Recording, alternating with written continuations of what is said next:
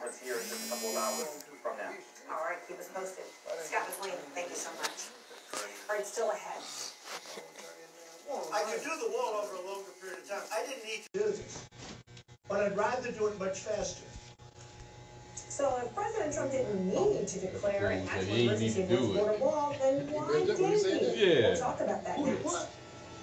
You know, he said he really didn't need to build a wall. You know, yeah, he just said it then.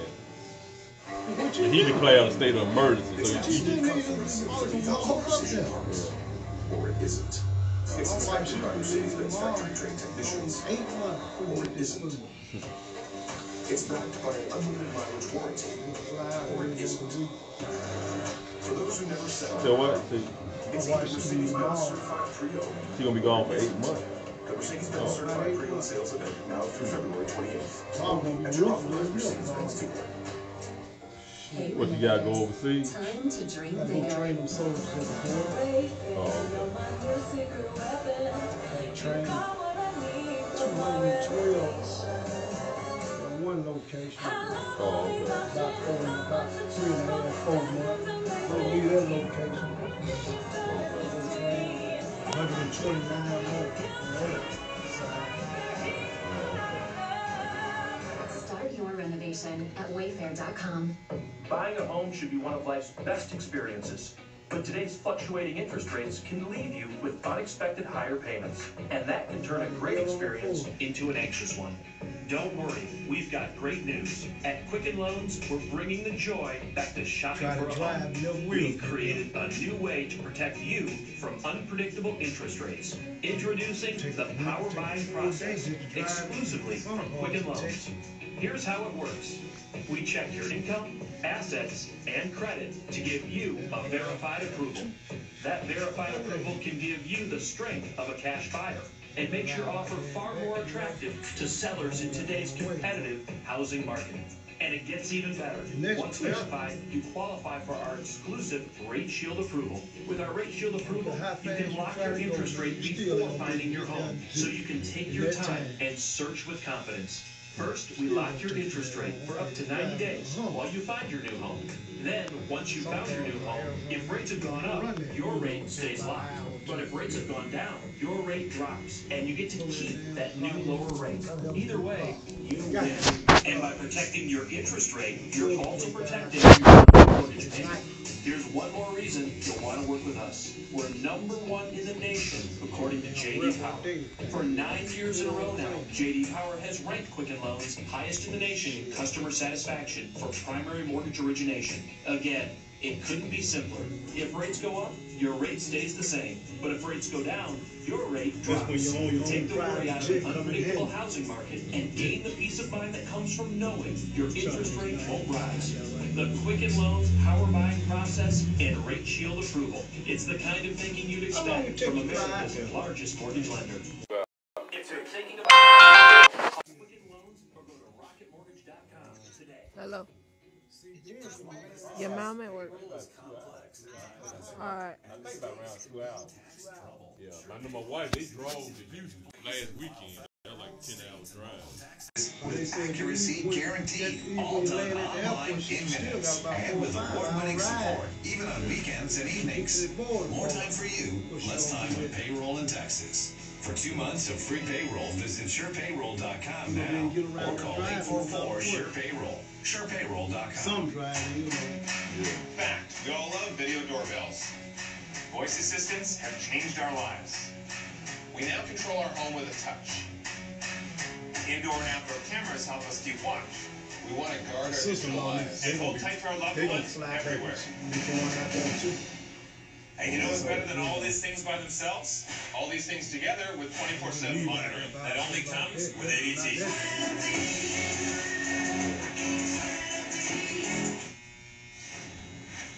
President Trump had barely finished declaring a national emergency along the southern border before he was being sued over the plan, and his own words could actually come back to haunt him.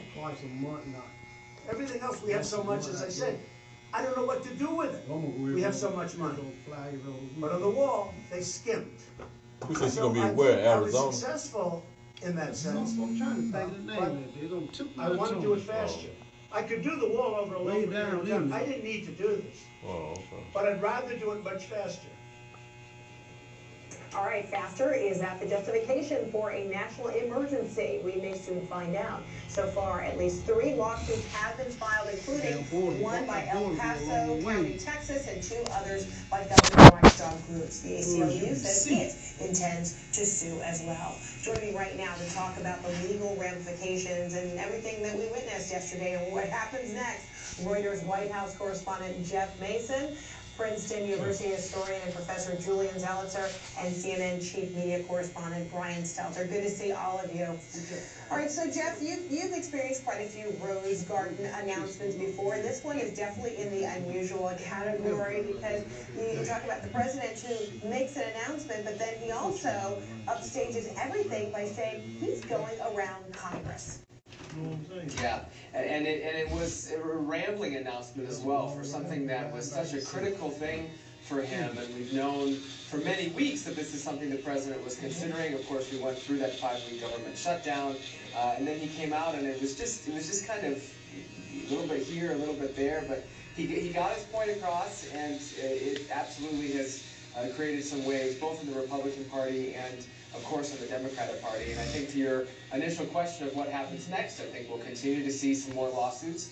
And I think one of the bigger political questions is how do the Republicans, particularly in Congress, navigate this now, considering that it sets a precedent for potential future Democratic administrations. So Brian, the president set the stage for so many fights, Jeff underscores that, but then he also gets into a fight over facts, with the reporters, and essentially undermining his own administration.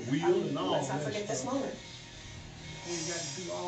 I get my numbers from a lot of sources, like Homeland Security, primarily, and the numbers that I have from Homeland Security are a disaster. And you know what else is a disaster? The numbers that come out of Homeland Security, Kirsten, for the cost that we spend and the money that we lose because of illegal immigration. Billions and billions of dollars a month. Billions and billions of dollars, and it's unnecessary. So your own government stats are wrong, are you saying? No, I use many stats. Could you I use share many those stats with us? You have stats that are far worse than the ones that I use. But I use many stats, but I also use Homeland Security. Next, what do you? So Brian, the president just, further establishes he's kind of getting to be on this very lonely island, of alternative facts. I like the way you put that. It is a lonely island. He's what your folks say. Administration on some of these data points about this ain't no on the southern border and about how drugs enter the United States. Look, I feel sorry. I feel bad for the workers who work really hard to get all this information, and then they hear their boss dismiss it and say that the information is wrong. It's a shame to see that, but it has been a theme in the last 2 years, so it is just a continuation of Trump's pattern. And I do think what we see in the polling is that most Americans do believe the government statistic. They do believe and elsewhere. They don't believe the president's version of what's going on. It's really only his loyal supporters that believe his really scary depiction of what happens at the border. And Julian, if only we had the cutaways, of members of administration and White House sitting in those front rows listening to him, especially when he played out what he sees might happen, on the road ahead in the courts, like this moment. We will have a national emergency, and we will then be sued, and they will sue us in the Ninth Circuit, even though it shouldn't be there. And we will possibly get a bad ruling, and then we'll get another bad ruling, and then we'll end up in the Supreme Court, and hopefully we'll get a certificate. So Julian is remarkable because he essentially, was upstaging even the Washington Post reporting today. In early 2018, he and White House lawyers were talking about the sequence of events, how you go around Congress in order to get this wall money. Yeah, he was giving us a little sneak preview of what comes next, the consummate television performer. That said, I think we're focusing on the substance of what he said, which is shallow and thin. But what might protect him is that the courts are often hesitant to check the president when presidents invoke emergency power or national security claims to take bold action. And he's also counting on the fact that despite some Republicans complaining, other Republicans, like Senator McConnell, have done a total about-face and are going to defend him on this. So even with the weak substance, even with a manufactured crisis, I think others in the administration are hoping that's what allows this to move forward. And then, Jeff, you know, it was just 2014, you know, when Trump blasted President Obama on social media for his executive orders on immigration, and this is different because this is declaring national, you know, emergency. But why does it seem as though the president is so removed from his criticisms, you know, of the previous administration, only to be doing, and maybe even in an exaggerated way, the same things? Yeah, I mean, there is a lot of hypocrisy in politics, right? That is not a surprise. There's certainly a lot of hypocrisy there. And I think the question is whether or not that's something that the base or the Republican supporters of his will find objectionable, whether or not if they now don't find it objectionable, they will change their feelings about it if a Democrat were to succeed President Trump, be it 2 years or be it 6, and he or she does something similar on an issue that Democrats care about, be it gun control, climate change, or any other host of issues. Republicans are still largely quiet. I mean, even after, you know, yesterday's display. I mean, Julian, do you see that, you know, that at least behind closed doors there are rumblings of what are we going to do with this if this carries on? There might be. That's the story of the Trump presidency, behind door rumbling by Republicans, but then in public on the floor of the House and Senate, absolutely no action. We see this again and again. There might be a few purple state senators who are willing to vote for a resolution against this use of emergency power. But if I was betting, I would bet most Republicans are going to support this. They wouldn't support a resolution. And is it because it will take potentially years, you know, caught up in the court system? It is, and it's also the power of partisanship. They are focused on 2020. They don't want to undercut the president or the standing of the party. So a combination of those two things could very well lead to their silence, even though they are clear, so allowing a president to use this power in this way. And the president said, I mean, he admitted largely this is about 2020. You know, before we go, Vice President Mike Pence overseas in Munich, making some, you know, rather interesting comparisons and parallels to Trump and the late John McCain, or at least the leadership of these two men. Take a listen. I think John McCain was a man who was strong-willed, he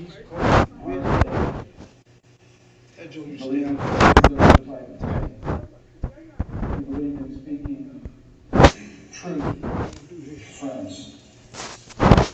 and challenging friends to step up for our ideals. And I'm pleased to say that America has such leadership today. So, Jeff, you know, usually the late John McCain, you know, usually headed the delegation to that global security event, you know, year to year. And so others were making mention of the late senator, but that particular moment of, you know, comparing the leadership of this administration to that of John McCain, how is that sitting? Well, I had the privilege of covering John McCain's campaign against Barack Obama. I also was able to cover his recent memorial service, and I can tell you pretty strongly, I think he would object to that comparison. Certainly he would no doubt appreciate the praise that Vice President Pence showered on him about his own leadership role, but I think he would take issue, and I suspect some members of his family would take issue with the comparison between his style, his values, and the way that he acted out on them, and the way that President Trump has. That's not to say there aren't many people around the country who are 100% behind President Trump, both on this issue that he did yesterday with the executive order, but probably not many people are McCain supporters as well. All right, Jeff Mason, Julian Zeltzer, Brian Stelter will be here. Thanks so much, Jeff. All right, U.S. Senator Amy Klobuchar, no stranger to sparring with the President of the United States, and now she is taking him on as the latest Democrat to enter the 2020 presidential race. Monday night, she joins New Hampshire voters to take their questions and discuss what's at stake for the country's future. Put on a movie. Moderates a CNN presidential town hall this Monday, 10 p.m. Eastern, right here. Democratic Congresswoman Alexandria Ocasio-Cortez will likely be taking a victory lap today when she gives her inaugural address in New York in just a few minutes. This after retail giant Amazon announced it was a bet. It's on HD. It's on one with HDMI channel, I think. Yeah, it should be this. Normal that's on the HDMI. Yeah. Try it out. The HDMI. CDC. That AOC, Go down one more. presented on Capitol Hill. She's riding a real wave. Well, certainly not to her critics is she right.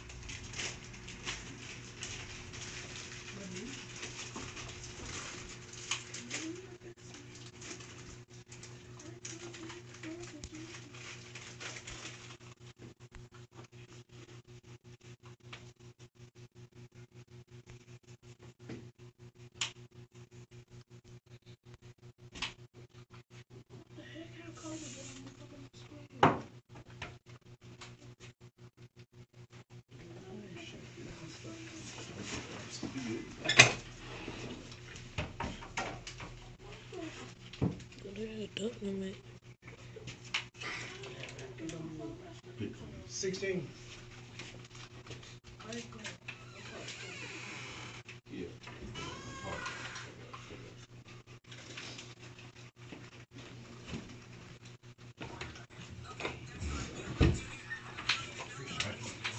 Be careful out there.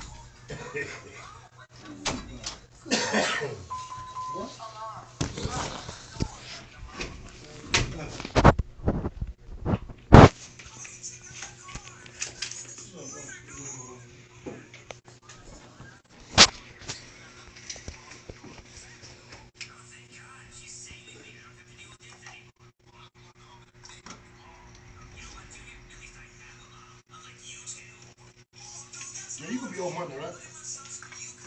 Yeah. I'll be on that today too. You gotta go to work.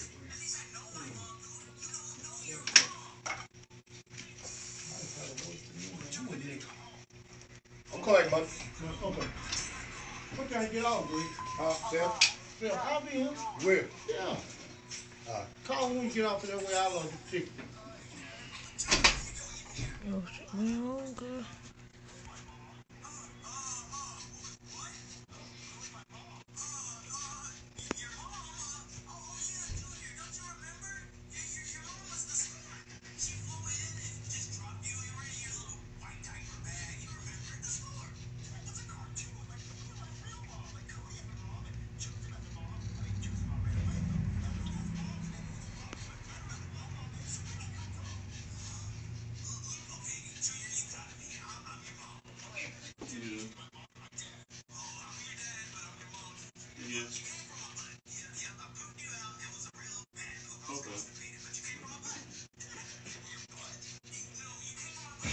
my flight's gonna be like 20 seconds.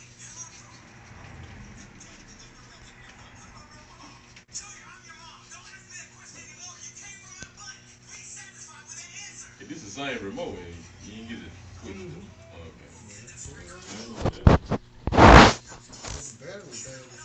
Yeah, I took out the other remote. Using this one. It ain't working. Okay.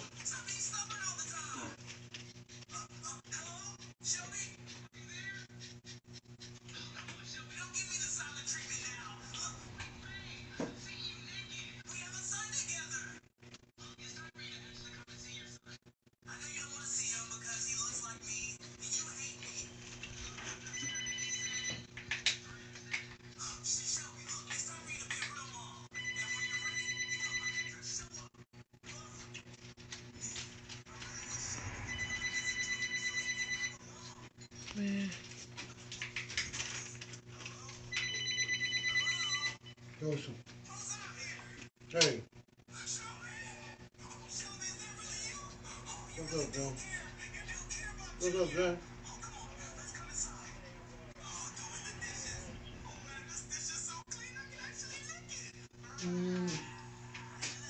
I know a guy do. I know somebody wants some. Oh, okay.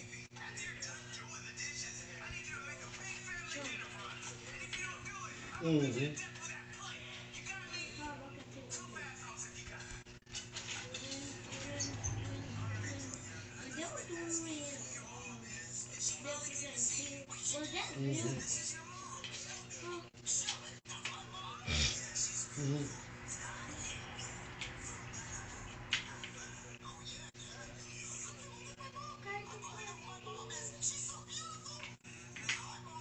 Okay. You ain't got no more? You ain't got none of the over? Yeah. Yeah.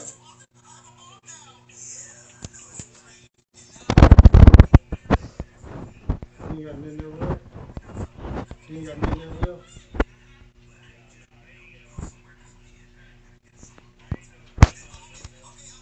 Mm-hmm.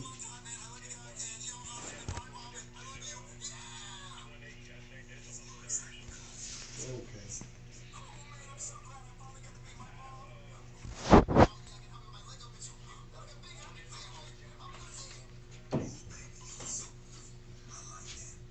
Still gonna have more time? Yeah, I'm gonna get those. Yeah, I'll get those. Both of them. Both of them.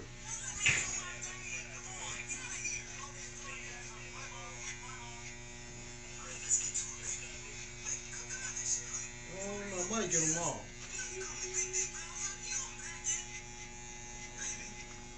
All right. Mm-hmm. Yeah, I got the IC because I got from the roof on the house. IC I got from the roof on the house. He'll be back in about an hour.